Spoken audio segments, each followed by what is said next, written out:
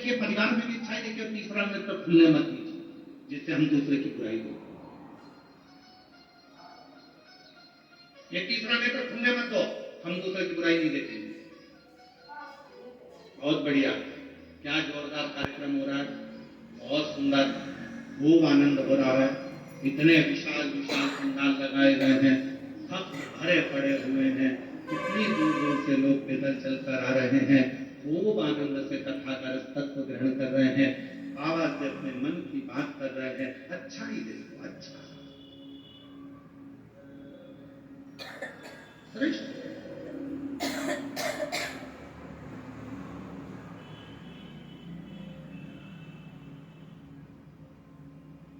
फिर किसी ने देखा, अरे बाबा बहुत दूर पार्किंग है, पैदल चलना है।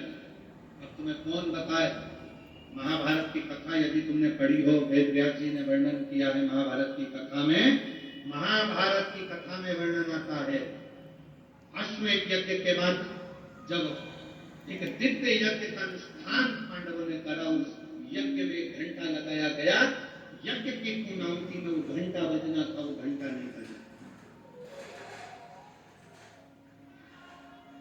जब यज्ञ में घंटा नहीं बजा तो पूछा गया कि घंटा क्यों नहीं बजा? ये घंटा तो अपने आप बजता, यज्ञ की पूर्णाहुति होती और घंटा बजता, ये बजा क्यों नहीं?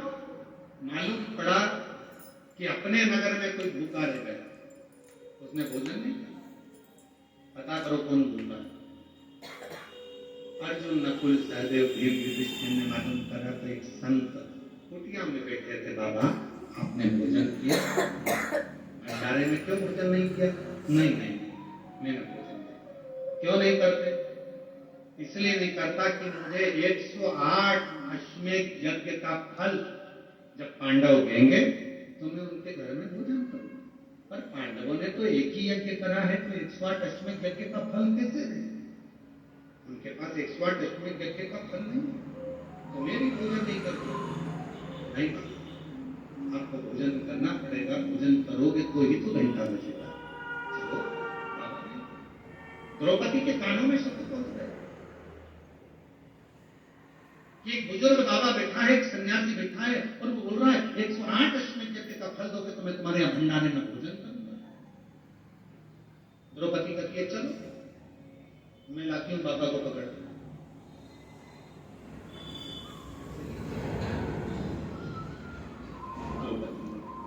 चलिए, दासिया चप्पल लेकर आई, पादुका। द्रौपदी ने नहीं पहना। रथ लाया गया, द्रौपदी रथ पर नहीं गई, पैदल चली, नंगे पांव।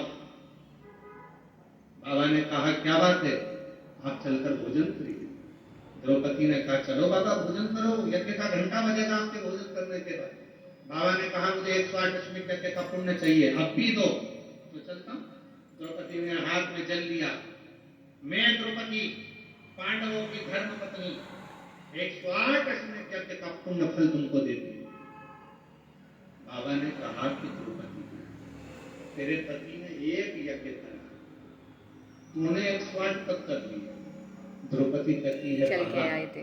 हमारे वेद और शास्त्र कहते हैं जितने कदम चलकर हम शिव पुराण तक पहुंचते हैं, जितने कदम चलकर हम संत के दरवाजे तक पहुंचते हैं, जितने कदम चलकर हम शिवालय तक पहुंचते हैं, उतने अश्वमेध यज्ञ अपनी जिंदगी के कर लेते हैं। इतने अश्वमेध यज्ञ आपके दरवाजे तक आने में मैं 5000 कदम चलकर आई हूं, मैंने 5000 अश्वमेध यज्ञ करेंगे, इसलिए मैं तुम्हें 108 अश्वमेध यज्ञ का पुण्य फल देता। संत ने उठे, चले, भोजन किया, घंटा बजा। अब कोई अच्छाई देखना हो तो लोग अच्छा देखें, अरे इतनी दूर पार्किंग कर दी, कोई बात नहीं, बाबा तुम्हारे चलने से यज्ञ करवाना चाहता है, उस यज्ञ का पुण्य तुम्हें देना चाहता। कोई कष्ट होगा, कोई दुख होगा, कोई तकलीफ होगी, चले एक पत्र अच्छा।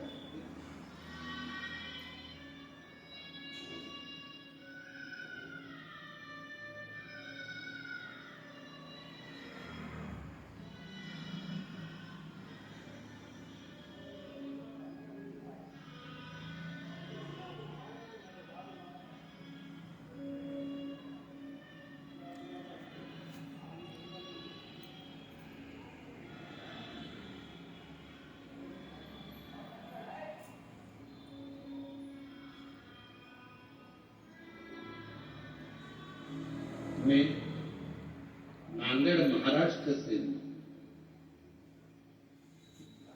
नाम पढ़ो, जगह नाम पढ़ो। रूपाली गणेश राखेबार। अच्छा जी हाँ। राखेबार। पत्र एलईडी पर पत्र पढ़ चल रहा जी गुरु जी। नहीं? अच्छा,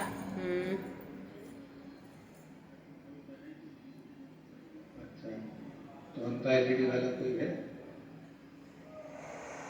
तो उसको बोलना पत्र कैच करेगा, ठीक है। आस्था चैनल पर पत्र चल रहा है, उसको देखिएगा।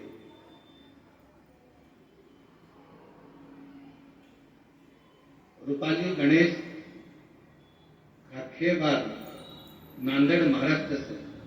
कहीं बैठे हो तो हाथ हिला सकते हैं, अगर कहीं बैठे हो तो हाथ हिला सकते हैं। रूपाली गणेश राखेबार, नांदेड़ महाराष्ट्र से। कहीं बैठे हो तो हाथ हिला सकते हैं, और आए हो तो बेलपत्र लेने के लिए आ सकते।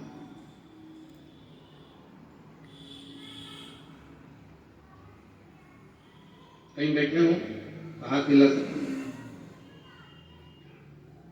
चरणों को प्रणाम करता हूं। मैं नांदेड़ महाराष्ट्र से हूं। मेरी बेटी रूपाली राखेबार, उसको सन 2023 में कैंसर हुआ। कैंसर का इलाज हमने डॉक्टरों से करवाया। इलाज के दौरान डॉक्टरों ने मना कर दिया कि इसको कैंसर समाप्त नहीं होगा। मन हार गया। आखिरी में हमने डॉक्टर से कहा कि आप केवल दवाइयां दो और इसका इलाज करो। हम आपको शिव मानते हैं, हकीकत तो भोलेनाथ देखे। दवाइयां चालू करी। हम लोग सीहोर पहुंच गए। वहां से हमने रुद्राक्ष लेकर आ गए। बेटी को, महादेव को उस जल को अर्पण करना और जल पिलाना शुरू करना। डॉक्टर के हिसाब से उसका कैंसर खत्म नहीं होना था, और आज मैं बाबा के दरवाजे पर प्रणाम करने आया हूं कि मेरी बेटी के जीवन में जो कैंसर आया था उसने वो कैंसर को हरा दिया और कैंसर खत्म हुआ। बाबा, मैं अपना कहूं, मैं उसका बाप हूं, पिता हूं, पर मैं इतनी शराब पीता था कि दिन रात शराब के नशे में रहता था। पर बाबा, जिस दिन से मेरी बेटी का कैंसर खत्म हुआ और बाबा पर मुझे भरोसा हुआ, उस दिन से मैंने शराब पीना बंद कर दी, और आज लगभग 2 साल हो गए शराब को हाथ नहीं लगता।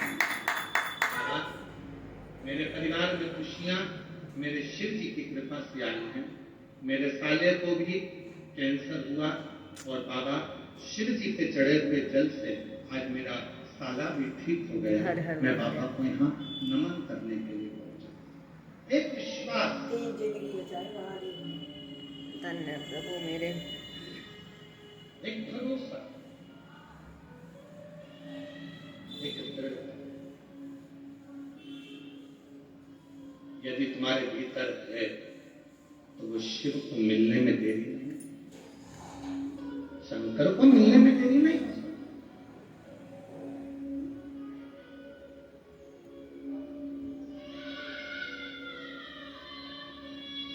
और मेरा निवेदन है, गणेश राखेबार जी, आपको सही बताएं ना, आपको तो कैंसर से भी बड़ी बीमारी है शराब, गलत लत, दारू का नशा। सही बात गुरु जी। मदिरा का नशा।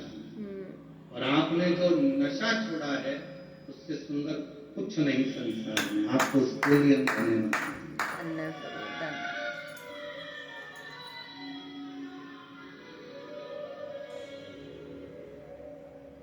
घर में एक पिता यदि नशा करता है, एक पिता यदि दारू का नशा करता है, मदिरा का नशा करता है, और छोटे छोटे बच्चे जो स्कूल जाते हैं उन बच्चों पर कितना असर पड़ता है। लोग उसको बेवड़े का बच्चा कहते हैं, तेरा बाप बेवड़ा है, तेरा पिता दारू पीता है, नारी में गटर में पड़ा होता है, एक बेटा बेटी को कितना सुनना होता है।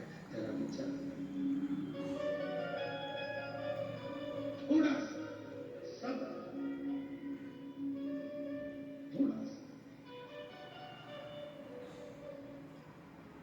एक विश्वास दृढ़ी करिए, और जब भरोसा दृढ़ी होगा तो शिव को मिलने में देरी नहीं लगेगी, शिव मिलेगा।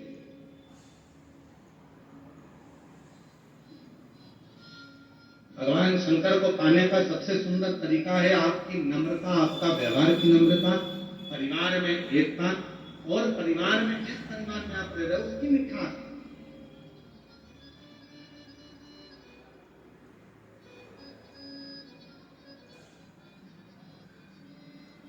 जाओ शिवालय में एक लोटा जल चढ़ाओ और साथ में उस पर भरो सब फूल। सुंदर प्रसंग चल रहा है शिव जी का, उस प्रसंग में वर्णन आता है, बाबा के प्रसंग में वर्णन आता है। मासिला मनीश्वर महादेव मंदिर तमिलनाडु का वर्णन कर रहा है। एक संत, एक साधु, एक सन्यासी, तपस्वी, साधक, उपासक, वो बाद में केवल 12 बच्चों को पढ़ाते, बच्चों से एक ही बात करते कि तुम मेरे पास विद्या करो, पढ़ो, लिखो, मना नहीं है,